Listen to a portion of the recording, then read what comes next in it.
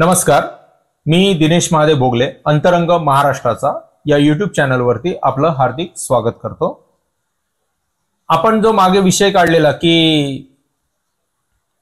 Horror तर आपण बरेचसे सब्जेक्ट घेतलेच, आत्मा वगैरे हा सगळा सब्जेक्ट घेतला, पण आपण असंही बोललेलो की आपल्याला महाराष्ट्र एक्सप्लोअर करायचं आहे। महाराष्ट्रातल्या तळागाळातल्या लोकांना आपल्याला एक माध्यम उपलब्ध करून द्यायचं आहे की ते जगाच्या समोर येतील। ज्यांना बोलताही येत नाही त्यांना आपल्याला बोलकं करायचं आहे। त्यांचे जे काही छोटे मोठे उद्योगधंदे असतील त्यांना आपल्याला या जगाच्या समोर आणून त्यांचा उद्योगधंदा कशा प्रकारे चालेल याच्यासाठी प्रयत्न करायचा आहे। आपला चॅनल फक्त ह्या चार भूतांच्या स्टोऱ्या सांगणं किंवा इकड तिकडच्या गप्पा करणं याकरिता आहेच नाही। मुळे आपल्या चॅनलचं मेन उद्दिष्ट आहे की जे काही लोक छोटा मोठा उदरनिर्वाह कुठली तरी छोटी मोठी कामं करून करतायत, काही लोकांचे अगदी मोठ्या स्वरूपामधले जर बिझनेस असतील त्यांनाही आपल्याला या प्लॅटफॉर्मचा फायदा करून द्यायचा आहे। फक्त या चॅनलचा ह्या प्लॅटफॉर्मचा एवढाच हे आहे की ज्यांना कोणाला कुठल्याही प्रकारचं साधन नाहीये आपल्या लोकांपर्यंत पोहोचण्याचं, त्यांना आपल्या माध्यमातून त्या लोकांपर्यंत पूर्ण जगासमोर आणायचं आपलं म्हणजे आपल्या चॅनलचं मेन उद्दिष्ट आहे। तर आज अशाच स्वरूपामध्ये आपल्याकडे आपल्या चॅनलला पाहून एक गृहस्थ आले आहेत, एक व्यक्ती आले आहेत ज्यांचं नाव आहे ज्ञानेश्वर पवार। आणि ते ज्ञानेश्वर पवार कुठून आले, काय करतात, काय नाही याची संपूर्ण माहिती तुम्हाला ते स्वतः देणार आहेत। तर नमस्कार ज्ञानेश्वर पवार। नमस्कार, मी जळगाव महाराष्ट्राचा राहणारा, शेंदुर्णी, मूळ गाव गोंदेगाव तांडा, जिल्हा जळगाव आमचा। मी तिथून इथे आलो हे चॅनल बघून सगळं मी म्हणजे तुम्ही व्हिडिओ बघितले? हो, पॉडकास्ट वगैरे बघितलं। ते आपलं काय म्हणजे तुम्हाला प्रेरणा मिळाली। हो, आणि तुम्ही एक मराठी आहात। तुमचं म्हणजे आता समाज वगैरे आपलं चॅनल मानत नाही, पण तुम्ही म्हणता की तुम्ही बंजारा समाजाचे? हो, बंजारा समाजाचे। ओके, तर बंजारा समाजामधून आपले ज्ञानेश्वर पवार, तुम्ही काम कुठे? इथे विरारमध्येच? हा, विरारमध्येच करतो। विरारमध्येच करतात? तर काम हे विरारमध्येच करतात, पेंटिंगचं काम करतात, घरगुती पेंटिंगची कामं ते करतात। जर कोण विरार मधले जर लोक असतील तर आम्ही यांचा नंबर आमच्या चॅनलच्या खालती आम्ही देणार आहोत चॅनलवरती, तर त्यांना तुम्ही कॉन्टॅक्ट करून तुम्ही त्यांना पेंटिंगची कामं देऊ शकता, एका मराठी माणसाला मदत करू शकता। ओके ज्ञानेश्वर पवार, तुम्ही मला सांगितल्याप्रमाणे तुम्ही मला एक तुमच्या गोंदेगाव रस्त्यावरची काहीतरी तुमच्या वडिलांसोबत घडलेली स्टोरी होती जी तुम्ही बोलणार होता, तर ती तुम्ही आमच्या प्रेक्षकांना सांगा। हा, बोललात ना। एक असा टाइम होता, अमळनेरला माझी पप्पाची ड्युटी होती। ते धरणाचे काम, ते ट्रकने रेती वगैरे आणायचे, खडी वगैरे, तर त्यांना यायचं होतं घरी गावाला। तर त्यांना येता येता जळगाव, भुसावळ असे मार्गाने ते शेटला सोडायचं, हे शेटला सोडायचं, असं फिरत फिरत 1 वाजला रात्रीच्या ते गोंदेगाव फाट्यावर। म्हणजे तुमचं जे शेंदुर्णीवरून यायचे की कुठून? नाही, आम्ही असे फिरून आले ना। कुठून?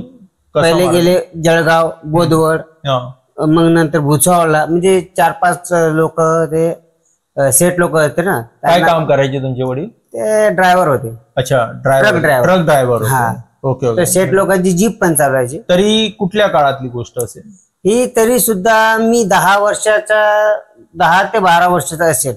म्हणजे आता जवळजवळ तुमचं वय आहे 37-40च्या आसपास? 40च्या आसपास, म्हणजे बरीच जुनी गोष्ट आहे। जुनी आहे। आता तुमचे वडील आहेत की नाही?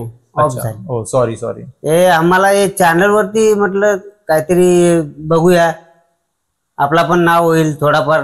नाही, नक्की होईल। जनता तुम्हाला बघते आणि आमचा प्रयत्नच हा आहे की सामान्यातल्या सामान्य लोकांना इथे प्लॅटफॉर्म मिळवून देणं आणि त्यांच्या मार्फत 4 गोष्टी आमच्या प्रेक्षकांपर्यंत पोहोचवणं। तर ते तुमचे वडील जे होते ते कुठून ड्रायव्हिंग करत होते? ते बोदवड, अमळनेर, म्हणजे त्यांचे 4 ठिकाण होते। 4 ठिकाण? भुसावळ आणि जळगाव। हे अमळनेरच्या म्हणजे जळगाव जिल्ह्यातच होते। तिथून ते सेट लोकांना सोडायचे इथे तिथे, म्हणजे 4 लोकांना ते सोडाले। गाडी पण तिथेच जमा केली बोदवडला। तिथून किती किलोमीटर आहे लांब? तरी बोदवड आमच्याकडून तरी बी जवळपास 50 ते 60 किलोमीटर असं वाटतं आम्हाला. 60च्या बी वरती असेल. अच्छा. आता तिथून येता येता त्यांना गोंदेगाव फाट्याला रात्रीचे 1 वाजले होते. अच्छा. ते गोष्ट ऐकलं की माझे पण असे काटे येतात अंगाला. ओके. ते आले रात्री 1 वाजता फाट्यावर उतरले गोंदेगावचे. हा, गोंदेगावच्या फाट्यावर. ते हळूहळू चालायला लागले आपले. म्हणजे गोंदेगावच्या फाट्यावरती त्यावेळेला बस होती रात्री 1 वाजता. हा, हायवे आहे तो. अच्छा, हायवे आहे. आमच्या इथून नागपूर ते मुंबई हायवे आहे मोठा. नॅशनल हायवे आहे. फक्त आतमधून आमच्या घराकडे जायला तो रस्ता बराबर नाही. तरी किती किलोमीटर? 1 ते 1.5 किलोमीटर आहे. 1.5 किलोमीटर चालत हायवे पासून 1.5 किलोमीटर आतमध्ये चालत यायचं गोंदेगावला. गोंदेगाव म्हणजे हे काय आहे नेमकं? सॉरी, मी तुम्हाला थोडंसं, कारण की आपल्याला ज्या रिअल स्टोरी आहेत ना त्या आपल्याला घ्यायच्या आहेत. म्हणजे त्या ठिकाणांची आपण विस्तृत जाणकारी, म्हणजे त्याची माहिती त्याच्यावर एवढ्याकरिताच घेतोय की आपल्याला तिथला तो भाग नीट जाणून घ्यायचा आहे की तो कशा स्वरूपाचा होता, काय होता त्याच्यासाठी. ओके. तर तो रस्ता 1-1.5 किलोमीटर. 1.5 किलोमीटर. अच्छा. गोंदेगावच्या त्या मेन हायवे पासून इथे गाव आहे आणि तांडा आम्ही तांडा बोलतो. तांड्याचं नाव काय तुमच्या? गणेशपूर तांडा आहे. ते गोंदेगावच बोलतात सगळे लोक. तर अच्छा, त्याचं नाव गणेशपूर तांडा आहे. ओके. ते 1 ते 1.5 किलोमीटर लांब आहे पायी चालत येताना. तर तसे ते उतरले रात्री. तर रात्रीचे ते म्हणजे थोडे पिलेले होते. अच्छा, म्हणजे वडील प्यायचे. काय हरकत नाही, बरेच गावामध्ये लोक पितात. ते हळूहळू चालायला लागले. आपले पिलेले होते थोडेसे, काय बिडी वगैरे पेत एक तिथे थोडस म्हणजे 5-10 मिनिटं चालले. चालताना त्यांना ते बिडी फुकत फुकत ते विजली. ते बिडी अशी फेकली आणि थोडासा लघवी बिगवीला थांबले आणि परत बिडी काढली. तर तिथे ते माचीसच पेटेना.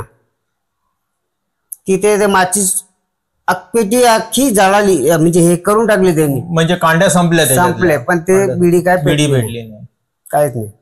मग हळूहळू अजून पुढे गेले. 2 झाडं होते मोठी. कशाची होती ते? आता इकडच्या लोकांना माहिती नाही पडणार ते झाड. पण ती झाडं तुम्ही नाव सांगू शकता? बेड्याची झाडं बोलतात. बेड्याची झाडं. म्हणजे जे कोण जळगाव वगैरे ह्या भागातले आहेत, ज्या गोंदेगाव भागातल्या, त्या लोकांना तरी नक्कीच माहिती पडेल की बेड्याची झाडं काय. आम्हाला माहिती नाही, पण मोठे लांब झाड होते. अच्छा, ओके. तर त्यांच्या मागून एक अशी रपकन आवाज आली, असं कोणतरी पळाला असं. अच्छा, म्हणजे दिसलं नाही. रपकन असा आवाज आला, कोणी दिसलं नाही. आणि ते पटकन झाडावर राप राप राप राप अशी झाडं हालायला लागली. म्हणजे असं चढण्याचा भास झाला वरती. त्यांना वाटलं असं काहीतरी चढलं माझ्याकडून, असं सप्पन पळाला असं. तर तो बघतोय या झाडावर. आता पिलेला ना, तो काय घाबरणार आहे कोणाशी? बरोबर. हा, पिलेल्या माणसामध्ये जोश जास्त असतो. तो बघतोय, इथून तो काय दिसत नाही. हे झाडावरून ते झाडावर, म्हणजे कमीत कमी 150 ते 200 मीटरवर ते झाड दोघी. तिथून तिथे उडी मारायला लागला. ते 150 ते 200 फुटाचा गॅप असेल. फुटाचा. 15 ते 20 मीटर रोडचं कव्हरेज. इथून तिथे ते उड्या मारायला लागले. म्हणजे झाड असे एकमेकाला हे झाले. म्हणजे आकृती दिसत होती त्याला, दिसायची ना. अच्छा. बाबांना आमची दिसायची ते. तर ते त्यांना वाटलं की काहीतरी गडबड आहे. पर अजून तो बिडी अशी काढतोय, पण काय ते माचीच नाही. चला आपला तर दारूच्या नादात थोडासा अजून पुढे आला. थोडा चालत आमच्या शेताच्या कोपऱ्यावर आले. त्यांना तो येतं झालं, पुढे आले. त्यांना छोटासा ससा दिसला, सफेदवाला. सस्याचं पिल्लू असं. आता तो त्याला काय समज बुंदीर असेल काही, असं पायाने सरकवलं. अजून चालायला झाला. मग तो अजून थोडा मोठा झाला. तो होता ससाच. त्याला वाटलं की हा ससाच आहे. तर ससाला त्यांनी पकडलं. ससाची शेपटी किती लांब असते? एवढीशी असते, छोटीशी, एवढीशीच असते. बरोबर. त्याने असं पकडून खांद्यावर टाकलं. असं खांद्यावर टाकलं, चालायला लागलं आपलं. त्याची शेपटी त्यांच्या पायातून बाहेर. काठी यायला लागल्या अंगात. शेपटी सशाची त्यांच्या पायातून पायाच्या बाहेर आली. ससा तेवढाच आहे छोटा, तेवढाच ससा. हा, त्याची शेपटी अशी त्यांच्या पहिले चालायला. म्हणजे तुमचे बाबा चालत होते, बाबा ते छोटा ससा असा खांद्यावर ठेवला, खांद्यावर, आता आणि त्याची शेपटी बाबांच्या पुढे चालत होती. अरे बाप, अशी मागून पायातून पुढे आली. हो बापरे. त्यांना ते चमत्कार कळलं की काहीतरी गडबड आहे इथे. म्हणजे त्याला असा काढला, फेकला. तो ससा उधळताच इकडे माणूस झाला, इकडून उधळून इकडे माणूस झाला, सफेद पोशाख मध्ये. म्हणजे ससाच पांढरा माणूस झाला. हा, आता ते असं गळ्यातून काढलं आणि असं आपटला, काहीतरी आहे म्हणून. बरोबर. ते काहीतरी आमचे लोक बोलतात तिथे चकवा बिकवा काहीतरी आहे. चकवा ते दारूवाल्यांना दिसते, दारूवाल्यांना हे होते, तर त्याने असं आपटलं, तर तो असा उधळून इकडे माणूस झाला. या साईडला उडी मारून ह्या साईडला आला. इथे त्याने असं फेकला, तर इथून तो कसं बॉल कसे आपटताना ते जम्प करतात, ते जम्प करून इकडे माणूस झाला. अच्छा, माणूस झाला एकदम. आणि बोलतोय मला पण बिडी पाच. आता हा थोडासा पिल्लेलाच होता. बोलतो तू कोण आहे? मी आहे, मी तुला घ्यायला आलोय असा. अरे बापरे, घ्यायला आलाय म्हणजे त्याला लक्षात आलं चकवा आहे. आणि त्याचे जे रस्ता होता ना, जे घराकडे जायचा रस्ता, त्याने दुसरीकडे वळवून टाकला. अच्छा, म्हणजे चकवा लागला तो. चकवा. हा, आमच्या कोकणामध्ये पण, आम्ही कोकणातले, आमच्या कोकणामध्ये पण असे बरेचसे गोष्टी होतात की त्या लोकांच्या गाड्या फिरतात तिथल्या तिथे. आम्हाला पण बऱ्याच वेळा, आम्ही एकदा एका आडव्यामध्ये गेलेलो धामापूरमध्ये, त्यावेळेला आम्हाला पण अशाच प्रकारचा चकवा लागलेला. म्हणजे तो चकवाच. हा, चकवा. Okay okay. तर तो तिथून जास्तीत जास्त 500 मीटर आमचं घर असेल तिथून. तर तो माणूस असा निघाला शेतातून, एवढे ढेकळं, म्हणजे नागिडी केलेली शेतात.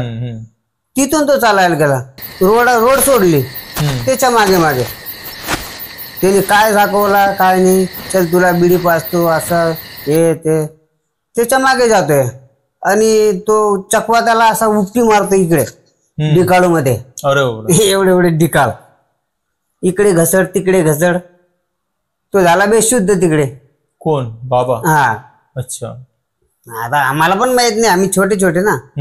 मग कोणाला तरी आवाज आला म्हणे इथे कोणतरी पडलाय असं. ते संडास बिंडासला येतात ना लोक बाहेर. अच्छा, म्हणजे तुमच्या गावामध्ये रस्त्याच्या बाजूलाच वगैरे टॉयलेटला जायचे लोक. तर कोणाला ते हा करत असताना ते आवाज आला बेशुद्ध व्हायच्या पहिले कोणतरी पडलेलं आहे असं. तर ते 1-2 माणसाला सांगितले तुमच्या किशोर सारखा आवाज येतोय. अच्छा, म्हणजे तुमच्या वडिलांचं नाव किशोर आहे. किशोर मानसिंग पवार. अच्छा, किशोर मानसिंग. तर तुमच्या किशोर सारखा आवाज येतोय. आमचे काकांना सांगितले. काकां ते गाडी बैलच होते आमच्याकडे. गाडी बैल शिवाय निघत नव्हते पहिले. लोक पहिल्याची जाम घाबरत होते. गाडी बैलावर भूत येत नाही हे ते, म्हणजे भ्रम होता त्यांना पण. बरोबर. तर ते पहिल्यापासूनच धाक आहे आमच्या ते रस्त्याला की भूत आहे. गोंदेगाव ते फाट्यापर्यंत. गोंदेगाव ते आपलं गणेशपूर तांड्यापर्यंत. म्हणजे 1 ते 1.5 किलोमीटर आहे. अच्छा. ते तिथून पहिलेचे लोक घाबरायचे, आता बिलकुल कोणी घाबरत नाही. आता कधी पण येतात लोक.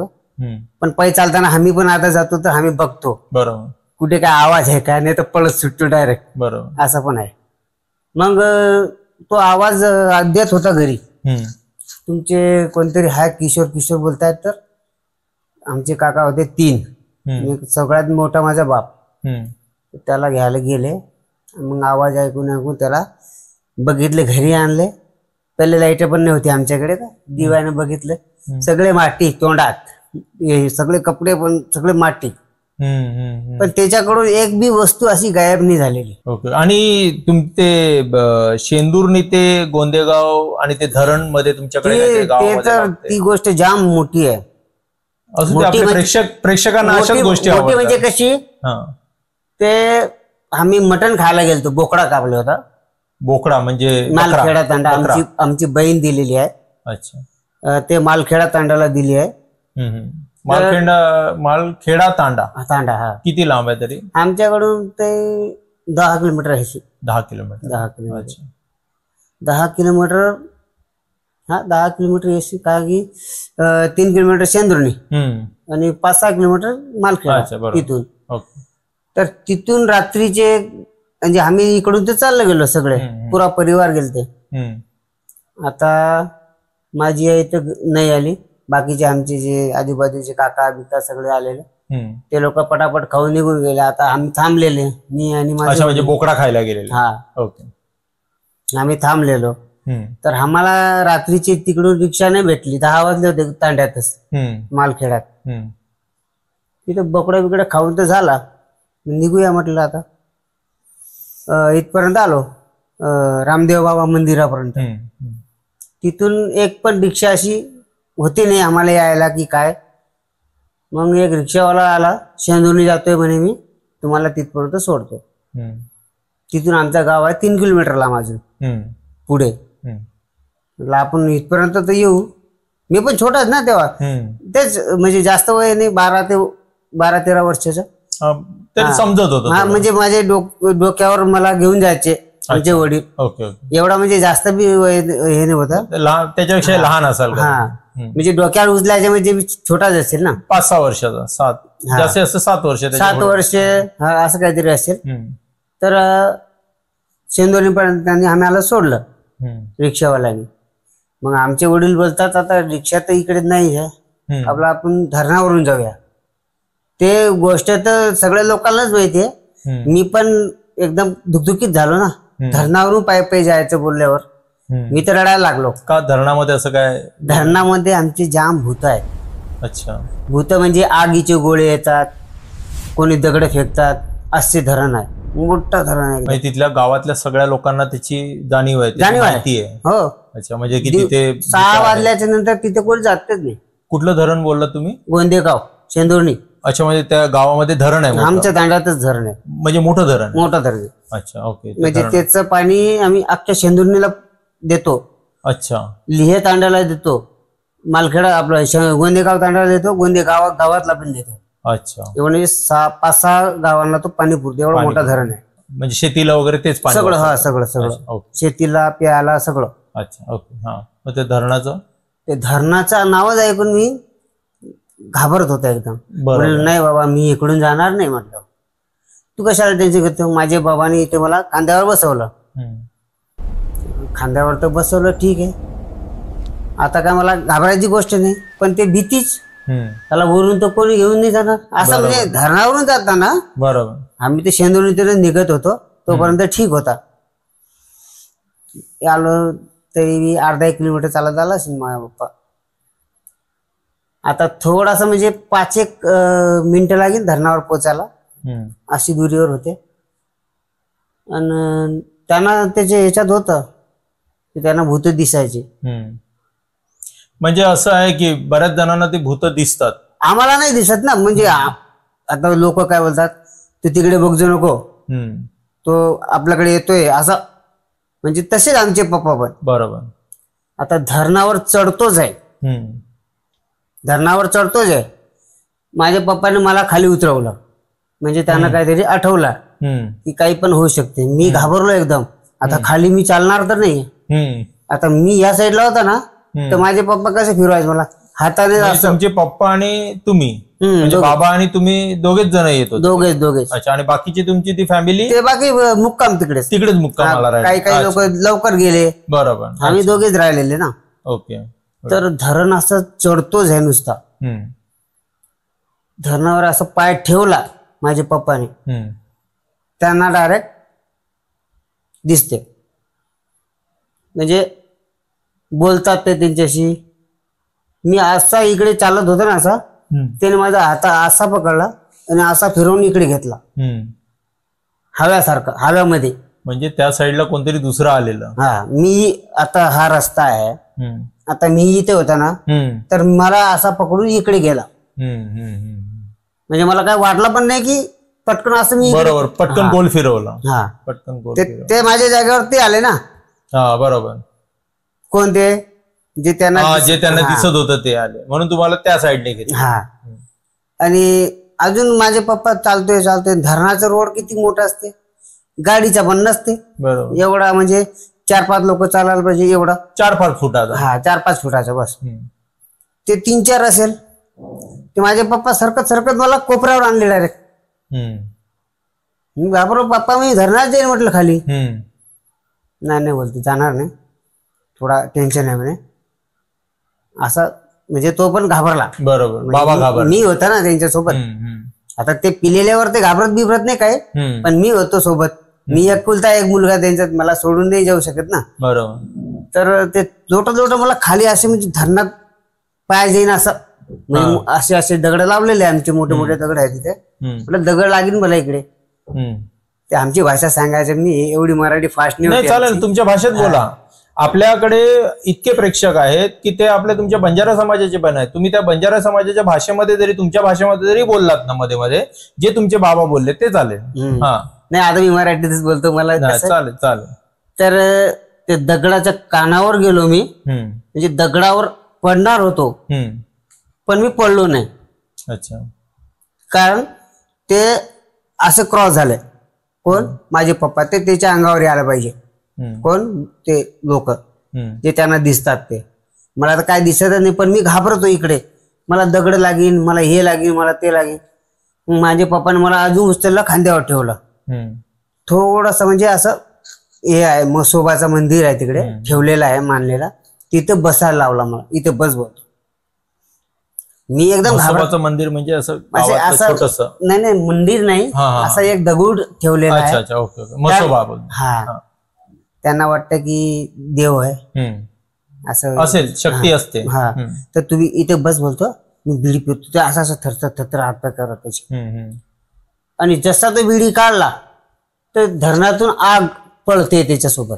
अच्छा. आगीच्या ते हे असतात ना एवढे लुडे, ते पळतायत त्याच्या मागे. तो पळत नाहीये, तो तिथेच थांबलाय. पण त्याला वाटतं हे तू घाबरू नका. मला काय होणारच नाही, मी काय करणार आहे म्हटलं. मला काय समजतच नाही. कारण तो समजायचा ना इकडे आग बी येते, तू घाबरू नको असा तसा. अरे मी कशाला घाबरणार म्हटलं. मला काय दिसतच नाही. पण मी माझे थरकाच होते. मला एक गोष्ट म्हणजे ऐकलेली होती ना पहिले, की धरणावरून गेले की ते घेऊन जातात आतमध्ये माणसं हे ते. कारण आमच्याच गावातले लोक तिथे कमीत कमी 25 लोक मेले असतील धरणात बुडून. हा. अच्छा. मोठा धरण आहे. आणि काही शेंदोनी गावातले असे तो शापित झालाय तो धरण. अच्छा. म्हणजे तिथे आत्म्याचा पूर्णपणे ध्यास आहे. सगळी भूत रात्रीचे आमचे लोक पैसे जात नाही कुठून. आता पण नाही जात. ओके. पोरं पण नाही जात. आमचे पोरं बी पोहायला जातात ना कधी, दुपारच्या भारात लगेच घरी यायला पाहिजे. कारण संध्याकाळपर्यंत 6 वाजले की तिकडे काही ना काही चमत्कार होतेच. बरोबर. मग त्या आगीचे गोळे येत होते, त्या आगीचे गोळे असे आले की ते येता येता खाली दगड यायचे. अच्छा. पण त्यांना लागलं नाही, खाली असं पडायचे त्यांच्या पायाजवळ पडायचे.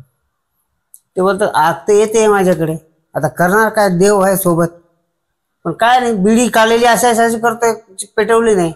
कारण आगाचेच गोळे त्याच्यावर येतात. आगीचे आले की खाली पडायचे दगड झाले. थोडस अजून पुढे गेले.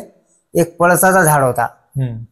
पळसाचं झाड तर माहिती आहे ना, 3 पानं असतात. पळस. त्याचे ते हे आहे ना, काय मोठी दांडी असते, ती दांडी आमच्या पप्पाच्या पायाला अशी विटून गेली.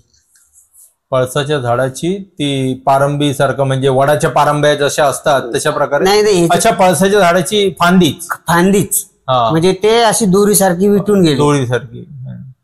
तिथून खुर्ची ते इथून लांब आम्ही म्हणजे आता निघालो ना घरी जायला, तर ती जाऊ देत नाही त्याला. पण म्हणजे ते भगवानने साथ दिले की काय माहिती नाही, बोलते इथेच थांब, अजून पुढे पण धोका आहे असं.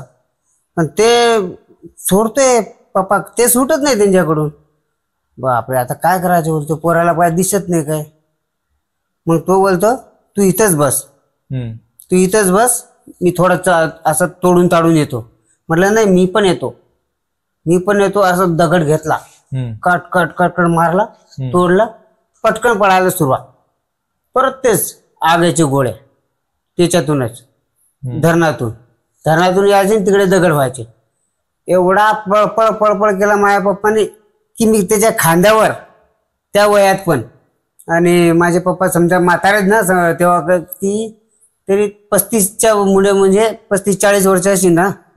आमची मोठी बहिणीचं लग्न झालेलं ना. अच्छा. म्हणजे ते जास्त असेल, 50 असेल, 50-55. मग ते त्यांच्याकडून मी खांद्यावर आणि पळत सुटते. जेव्हा तांडा लागला आमचा तेव्हा ते तांड्याच्या रस्त्यावर जाऊन असं बसले आरामात, श्वास घेतले बा. आता मराठी थोडी माझी कच्ची आहे. चालेल काय हरकत नाही. आणि तांड्यात असं गेले ना मी, तिथे जाऊन थोडा दम घेतला. रात्रीचे 12-12:30 वाजता कोण पाणी काय आपल्याला देणार नाही म्हणते रात्रीचं. बरोबर. कुत्रे बुकदा आलं तसे आम्ही घरी चाललो गेलो तिथून असे कोपऱ्या पकडून.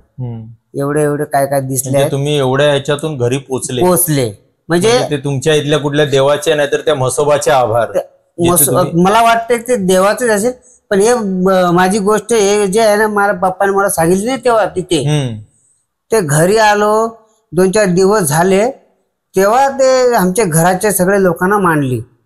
तेव्हा मी बोललो, म्हटलं मी तो होतो, बरं झालं म्हटलं हे मला दिसलं नाही काय. बरोबर. म्हणजे तुम्हाला दिसत नाही पण तुमच्या ते पप्पांना त्यांना दिसत होते अशा प्रकारे. हो. बघा अशा प्रकारे कित्येक गोष्टी असतात गावागावांमध्ये. असं नाही की आम्ही ज्या कोकणातल्या स्टोऱ्या सांगतो त्या कोकणातच फक्त असतात. अशा बऱ्याचही इतर महाराष्ट्रातल्या भागांमध्येही सुद्धा अशा गोष्टी असू शकतील आणि असतात देखील. ज्यांच्यासोबत जे घडले आहेत त्यांना ज्यांचा अनुभव आलेला आहे ते लोक अशा प्रकारच्या गोष्टी सांगू शकतात. ज्यांना अनुभव नाही आला ते लोक विश्वास ठेवतील न विश्वास ठेवतील, पण ज्या गोष्टी घडतायत ज्या आहेत त्या आपल्या जनतेसमोर आपल्या प्रेक्षकांसमोर आणणं आमच्या या अंतरंग महाराष्ट्राचं काम आहे. त्याच्यामुळे अंतरंग महाराष्ट्राचा तुम्ही अशाच स्वरूपात बघत राहा आणि आम्ही अशाच स्वरूपामध्ये तुमच्या समोर गोष्टी आणत राहू. आणि तुम्ही एक मला सांगितलेलं की तुमच्या आजोबांची काहीतरी अशी स्टोरी आहे की चकव्याची संदर्भामध्ये अशी. आमच्या आजोबाला एक वेळा नाही असे काही वेळा चकव्याने घेरलाय, पण ते एकच वेळा मला माहिती पडलं की आम्ही स्वतःहून त्यांना घ्यायला गेलतो गाडी बैलावर. कुठे? ते आमच्या गावाच्या बाजूला आमची एक जमीन आहे, हायवेवर, मेन हायवेवर. अच्छा. पहूर ते जळगाव ते काय बोलतात नागपूर ते मुंबई हायवे आहे ना. अच्छा. त्या हायवेला लागून आमची एक जमीन आहे, त्या शेताकडे. अच्छा. ते नेहमी तुमच्या घरापासून किती लांब आहे? तरी आमच्या घराकडून ते 2 ते 2.5 किलोमीटर असेल. 2-2.5 किलोमीटर. तर ते काय करायचे आमचे आजोबा, अख्खा दिवसभर म्हशी आणि बैलांना चारायला घेऊन जायचे दिवसभर. 5-5:30 वाजता आले का ढोरांना बांधून द्यायचं, त्यांना चारा पाणी वगैरे करून. आजोबा आमचे. आणि 6 वाजले की ते निघायच्या गावात पियाला. त्यांना सवय होती, कारण ते पहिलेचे लोक, जुने लोक गावठी दारू प्यायचे. तर ते गावात निघायचे हळूहळू आपला जे काय पियत असेल त्यांना पिलं की रस्ता पकडून घरी यायचं रोज कंटिन्यू. तर एक दिवस वापस आलेच नाही. रात्रीचे 10 वाजून गेले. आम्ही गेलो गाडी बैल घेऊन तिथे दारूवाल्याच्या दुकानावर. मग तो आमचे आजोबा आलेच नाही अजून, घरी नाही, इथे नाही, कुठे नाही. अरे बाबा ते तर 6:30ला गेले इकडे, ते जास्त वेळ बसत नाही. पिले 2-3 ग्लास पिले आणि बाकी पार्सल घेऊन गेले. बोलतो तो आजोबा तो आहेच नाही म्हटलं घरी. मग ते बोलले की तुम्ही शेताकडे जातात ना, तिकडे जाऊन बघा, झोपायला गेले असतील किंवा काय. म्हटलं बिना जेवणाचे तर कधी जात नाही म्हटलं, तरी सुद्धा आपल्याला हे नाही म्हटलं, चला बघूया. तर हे शेताकडे गेले, कारण आमच्याकडे जमीनच कमी नाही होती त्यावेळेस, त्यांनीच कमावली पूर्वीच्या काळी. हा. तर ते एक जमीन आम्ही ते विसरलेलो पौरच्या ठिकाणी. अच्छा. पौर. हा, म्हणजे पौरच्या रोडाला आहे ते, हायवेला. तर म्हटलं तिकडे काय जायची गरज नाही, कारण आजोबा तिकडे जातच नाही. आपल्या तर इथे ढोर चालतात, इथेच कुठे झोपले असतील. पहिलेचे लोक शेतात झोपायची आदत होती ना. बघितले आंब्याच्या झाडाखाली बघितले, इथे बघितले, शेवगा म्हणजे शेपटीचे झाड आमची शेती होती तिथे बघितले, कुठे सापडे ना. जवळजवळ आम्हाला 11:30 ते 12 वाजून गेले शोधता शोधता. असं सरळ गेले मग रोडाने फिरत असं वापस गेले.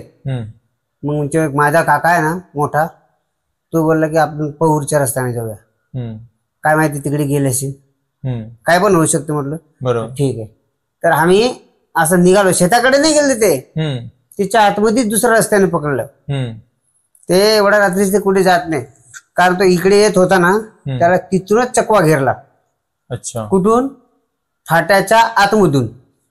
म्हणजे आमच्या गावात जायचा एक रस्ता आहे ना, तिकडे आमची जमीन पण आहे. तर तिथून ते असे घरी असं फिरत फिरत येतात.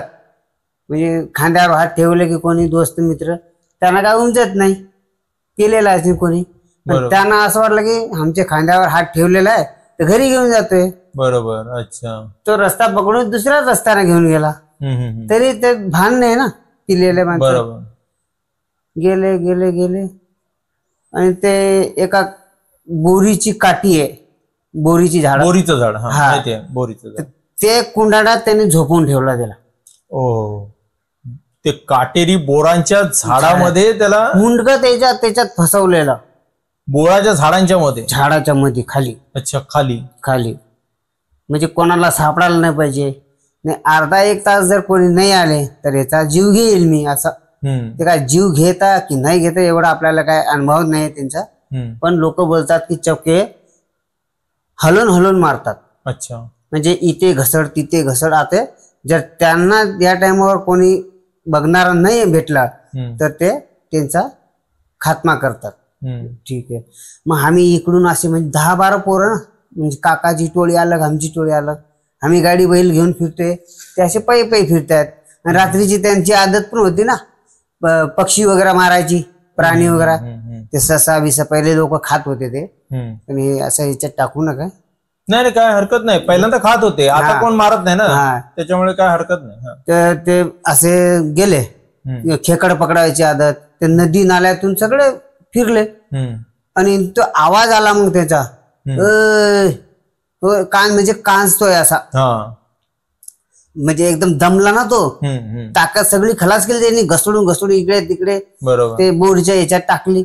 मग तो आवाज देतोय, हे कोणाला कोणतरी ऐकला असेल, ए बाबा तिकडे आवाज येतोय, कोणतरी हाय होते. बॅटरी नाही होती, काय नाही होती, असे लुडा घेऊन फिरायचे. आमच्याकडे चूड बोलतात, म्हणजे आगीचं हे, आम्ही लुडा बोलतो. लुडा, ते टायर बियर चेटन आम्ही फिरायचो तेव्हा. ते लुडा घेऊन ते फिरायला निघाले. असे बघतात तरी तो सापडत नाही, खाली ना झोपलेला, कोणाला दिसे ना. इकडून तिकडे तिकडून तिकडे सगळं हे झालं, भेटलाच नाही. मग एकदम रडायचा आवाज आला, म्हणजे तो थकला, एकदम रडायला लागला. मग तो बघताय खाली, आता ढिकाळातून बघा म्हणे, ढिकाळातून चला. म्हणजे ढेकळं असतात ना शेतीत, सगळी ढिकळेच असतात उन्हाळ्यात. तर असं बघत बघत ते बोरीच्या झाडाकडे गेले. काहीतरी ससा बिसा असेल असं, आजूबाजू सापडणार नाही. आता बोलते तोच पडलेला, सगळे असे केसामध्ये काटे, सगळे याच्यात काटे काटे, आणि म्हणजे जिवंत होते पण जाणार होते. नाही कोणी पोचले असते तर. बरोबर. मग ते काटे बिटे काढले, घरी आणले, त्याला डॉक्टरला म्हणजे सकाळी दिवसाला ते घेऊन गेले दवाखान्यात. काटे बिटे काढून म्हटलं तू 10 रुपयाची आदत सोडून द्या म्हणे, नाही तर घरी मागवून घेत जा. म्हणजे त्यावेळेला जो लागला तो त्यांना चकवा लागलेला, आणि तो चकवा त्यांच्या खांद्यावरती हात ठेवून त्यांना दुसऱ्या रस्त्याने भटकवून त्या झाडीमध्ये घेऊन गेला आणि तिथे त्यांना फेकला. त्यांना काय डाऊट आला की आपल्या तांडाचा कोणतरी आहे, बरोबर, म्हणजे आपलं जोडीदार आपल्या सोबत खांद्यावरती हात ठेवून चाललाय ओळखीचा. आता असं तर कोणी हात ठेवणार नाही, आपल्याला कोणतरी घरी घ्यायला आला असेल. बरोबर. ते दारूच्या भानात ते विसरतात हे लोक. बरोबर. त्याने असा खांद्यावर हात ठेवून त्याला घेऊन जातोय 6:30च्या दरम्यान. म्हणजे आपल्याकडे तेव्हा 6:30ला दिवस बुडतो, म्हणजे अंधार होऊन जाते. बरोबर. तर त्यांना त्याचं हे रहम झाला की मला कोणतरी घरी घ्यायला आलाय. म्हणजे चकवा किंवा ते भूत वगैरे असं जो काय प्रकार असतो, म्हणजे एखादा अतृप्त आत्मा किंवा काय जो त्या गावातला वगैरे असेल कोणतरी, जो पहिल्यांदा त्यांच्या ओळखीचा असेल, कोणतरी ओळखीचा वारलेला असेल ना, असं भरपूर असेल ना. ते पण मागे पुढे वारतात ना लोक. आमच्या गावामध्ये पण अशाच प्रकारे प्रकार झालेले. असे दारू बिरू मागतात त्यांच्याकडून. काय आता ज्याची सवय असेल, जसा कोण असेल त्याप्रमाणे. आता आमच्या गावामध्ये लोक म्हणतात की देवचारा नेहमी तंबाखू आणि तंबाखू मागतो. बैलगाडीच्या पहिल्यांदा लोक बैलगाड्यांवरून जायचे. तुमच्या इथे पण बोलता तुम्ही बैलगाड्यानं जायचे.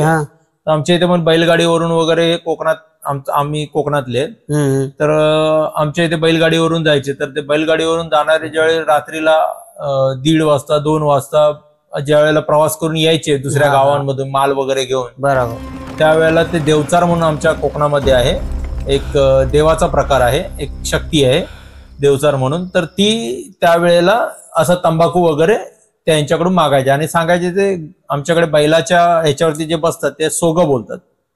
तर त्या सोग्यावरून उतरायला सांगायचे, पण ते आमचे लोक उतरायचे नाहीत सोग्यावरून, कारण की बैलाच्या सोग्यावरून जर खालती उतरलं तर देवचार मारणार.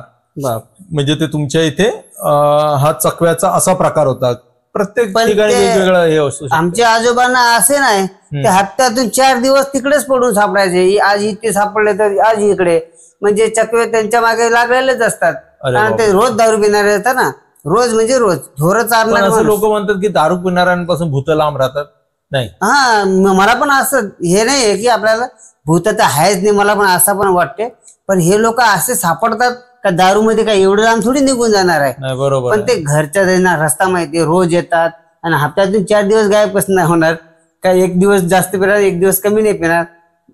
जे नियम आहे तेवढेच पैसे द्यायचे घरून. नाही, अख्ख्या महाराष्ट्राचा आपल्याला अंधश्रद्धा नाही पसरवायची. पण खरोखर सांगतो, जर तुम्ही कुठलेही चॅनल आज उघडून बघितलात ना, तर अगदी न्यूज चॅनलनी सुद्धा कितीतरी न्यूज चॅनलवरती त्यांनी त्यांचे पॉडकास्ट चालू केलेले आहेत.